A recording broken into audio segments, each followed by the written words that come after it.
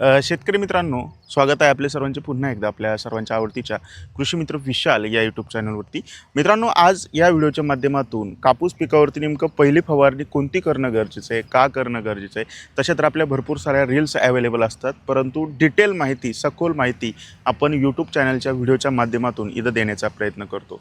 मित्रांनो, सगळ्यात महत्त्वाचा प्रश्न तुम्हाला पडला असेल की आपल्या कापूस पिकावर पहिली फवारणी नेमकं केव्हा घेणं गरजेचं आहे. ज्यावेळेस आपल्या कापूस पीक 20, 25, 30, 35 दिवसाच्या आसपास जातो, तर अशा टायमाला कंपल्सरी आपल्या कापूस पिकावरती पहिली महत्त्वाची फवारणी घेणं अतिशय महत्त्वाचं आहे. मग ती का घ्यावी? मित्रांनो, मी तुम्हाला थोडं समजून सांगतो. आपल्या कापूस पिकावरती सुरुवातीच्या काळामध्ये कधीकधी जो काही हिरव्या रंगाचा मावा, त्याच्यासोबतच काळ्या रंगाचा मावा, या माव्याचा जास्तीत जास्त प्रॉब्लेम आपल्याला पाहायला मिळू शकतो.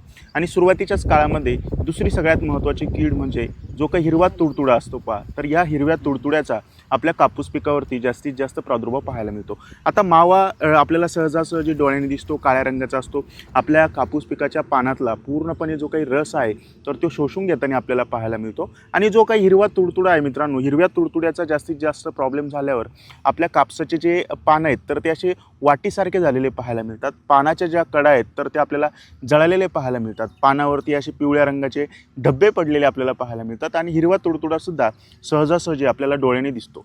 तर या दोनही महत्त्वाच्या रस शोषण करणाऱ्या किडींवरती नियंत्रण मिळवण्यासाठी आपल्याला चांगल्या कीटकनाशकांचा तिथं फवारणीमध्ये वापर करणं गरजेचं आहे.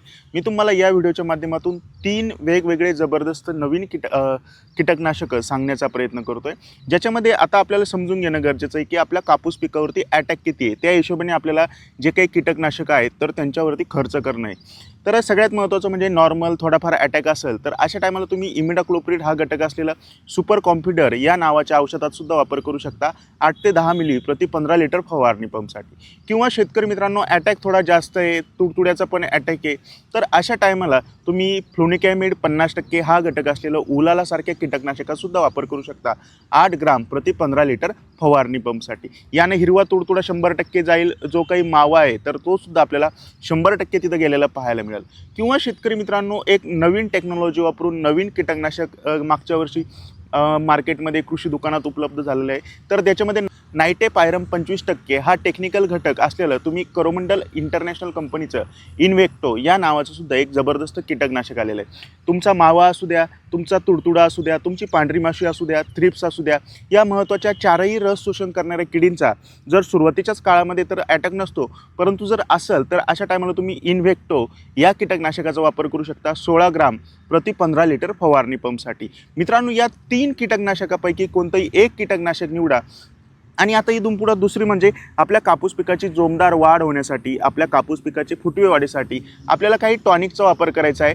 आणि जर आपला कापूस पीक सुरुवातीच्याच काळामध्ये लालसर पिवळसर पडलेला असेल तर अशा टायमाला मी तुम्हाला एक विद्राव्य खत सांगतो, तर त्या विद्राव्य खताचा सुद्धा आपल्याला सुरुवातीच्या काळामध्ये वापर करायचा आहे. मित्रांनो, टॉनिकमध्ये जर विचार केला तर सुरुवातीच्या काळामध्ये ह्युमिक ॲसिड, फुल्विक ॲसिड हे घटक असलेले आपल्याला टॉनिकचा म्हणजेच प्लांट ग्रोथ रेग्युलेटरचा तिथं वापर करत आहे, ज्याच्यामध्ये तुम्ही ऑक्सिजन, अतिशय जबरदस्त टॉनिक मित्रांनो, ऑक्सिजनमध्ये ह्युमिक आणि फुल्विक या दोन्ही घटकाचं कॉम्बिनेशन आपल्याला पाहायला मिळतं. तर तुम्ही ऑक्सिजन वापरू शकता 50 मिली प्रति 15 लिटर फवारणी पंपसाठी. किंवा शेतकरी मित्रांनो, जे PI इंडस्ट्रीज कंपनीचं बायोविटा एक्स या नावाचं टॉनिक येतं तर तुम्ही त्याचासुद्धा वापर करू शकता 40 मिली प्रति 15 लिटर फवारणी पंपसाठी. किंवा जे बायोस्टॅट कंपनीचं बायोझाईम येतं आहे तर तुम्ही बायोझाईमचा सुद्धा वापर करू शकता 40 मिली प्रति 15 लिटर फवारणी पंपसाठी. तर ह्या तिन्ही टॉनिकपैकी कोणतंही एक टॉनिक वापरा. हे तिन्ही अतिशय उत्कृष्ट जबरदस्त टॉनिक आहे मित्रांनो. आणि याच्यासोबतच आपल्या कापूस पिकाचे लालसर पिवळसर पानं पडलेले असेल तर एक विद्राव्य खताची ग्रेड वापरायची ज्याच्यामध्ये तुम्ही एक ICL कंपनीची 113624 या नावाची ग्रेड आहे. प्रति 15 लिटर फवारणी पंपसाठी आपल्याला 100 ग्राम 113624 या ग्रेडचा तिथं वापर करायचा आहे. याच्यामध्ये येतं आपल्या कापूस पिकाचे फुटवे आणि जोमदार वाढ होण्यासाठी तिथं जास्तीत जास्त मदत झालेली पाहायला मिळेल. ढगाळ वातावरण आहे, पाऊस चालू आहे, तर अशा टायमाला सिलिकॉन बेस स्टिकर वापरायला विसरू नका. आणि हा व्हिडिओ आवडला असला तर इतर कापूस उत्पादक शेतकऱ्यांच्या व्हॉट्सअप ग्रुपला आवर्जून शेअर करा. तोपर्यंत रामराम.